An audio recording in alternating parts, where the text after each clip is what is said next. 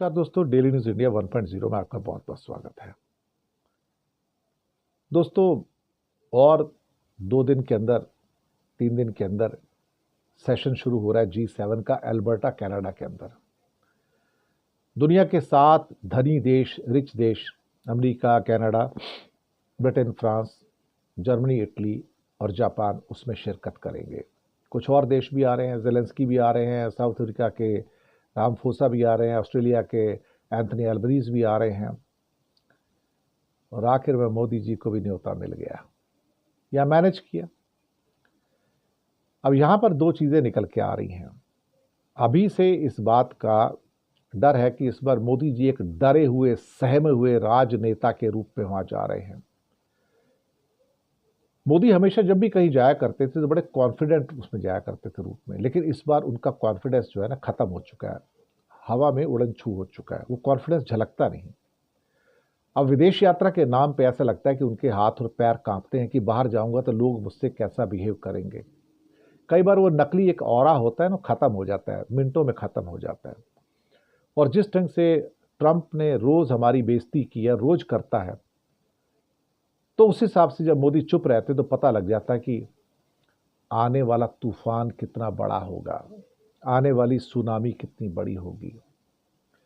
अभी तक तो ट्रंप जो कह रहे हैं, कभी किसी एक व्यक्ति से मिलते हैं तो कहते हैं पुतिन से मिलते हैं, तो कहते हैं जिनपिंग से मिलते हैं, तो कहते हैं किसी और से बात करते हैं, तो कहते हैं कि मैंने इंडिया में सीज फायर किया, और मोदी को रोज भिगो भिगो के मारते हैं। ये बात तो सही है, लेकिन इस बार वहां पर सामने कम से कम 10-12 राष्ट्र अध्यक्ष बैठे होंगे। 7 तो G7 वाले हैं, ज़ेलेंस्की भी होंगे, साउथ अफ्रीका के रामफोसा भी होंगे, साथ में एंथनी अल्बनीज़ ऑस्ट्रेलिया के भी होंगे, तो 10 तो यही हो गए, 11वें मोदी हो गए, 1-2 और भी आने वाले हैं। आप सोचो 12-13 बड़े बड़े राष्ट्र अध्यक्षों के सामने जब मोदी बैठेंगे और जब ट्रंप फिर से ह्यूमिलेट करने पे, इंसल्ट करने पे उतर आएगा और फिर उसके बाद हालत खराब करेगा मोदी के सबके सामने, तो मोदी क्या करेंगे? सोचिएगा इस बात को। ऐसा मौका फिर कहां मिलता है यार? इतने राष्ट्र अध्यक्ष एक साथ बैठे और सामने मोदी बैठा हो और ट्रंप ये मौका चूक जाए? ना भैया ना, ट्रंप ये मौका नहीं चूकते। ऐसा मौका कहां मिलेगा उनको कि 10-12 आदमियों के सामने, 15 आदमियों के सामने बेइज्जती करें। और हाँ, ये मत भूलिए ना, उसमें यूरोपियन यूनियन भी तो आ रहा है, उनके रिप्रेजेंटेटिव होंगे 27 देशों के, वो भी तो है वहां पर।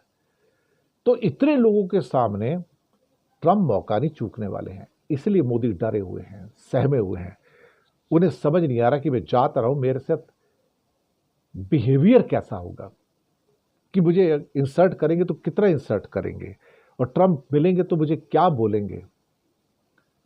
देखो जी, पाकिस्तान से प्रेम तो छलक रहा है उनका, तो एक बात तो पक्की है कि ह्यूमिलेट तो करेगा वो, अपनी आदत से बाज तो आएगा नहीं भैया वो, और मारना तो है उसे भिगो भिगो के, और इस बार सामने मारेगा। लेकिन मुझे पूरा यकीन है कि एक वफादार स्टूडेंट की तरह मोदी जी कुछ नहीं कहेंगे, हाथ जोड़ेंगे और वापस आ जाएंगे, कुछ नहीं करेंगे। ये एक ऐसा राष्ट्राध्यक्ष हिंदुस्तान को मिला है 75 सालों में जिसके अंदर नैतिक साहस नहीं है अमेरिका के सामने खड़ा होने को, लेकिन उसकी सपने हैं, उसकी इच्छा है कि वो इंदिरा गांधी बन के दिखाए। इंदिरा गांधी तो भैया मोदी 100 जन्म ले लेना तो भी नहीं बनेगा। वो हिम्मत नहीं है, वो ज़मीर नहीं है, वो आत्मा नहीं है, वो खुददारी जो नैतिकता की होती वो उसके अंदर नहीं है। ये होती तो बंदा सीना तान कर खड़ा हो सकता था, और ट्रंप के सामने तो ना जाने कितने लोग सीना तान के खड़े हो गए। शी जिनपिंग ने तो घुटनों पे लाके खड़ा कर दिया, लेकिन ट्रंप के सामने एक आदमी है जो खुद घुटनों पे खड़ा है। तो ट्रंप को ऐसे आदमी पसंद है कि मेरी हर बात के ऊपर ये आदमी घुटनों पे और कुछ नहीं कहता, और बेइज्जती भी बेइज्जती सहन करता है। लेकिन जो 15, 16, 17 जून को होगा वो दुनिया के सामने होगा, and that might be the ultimate insult ticket. शुक्रिया।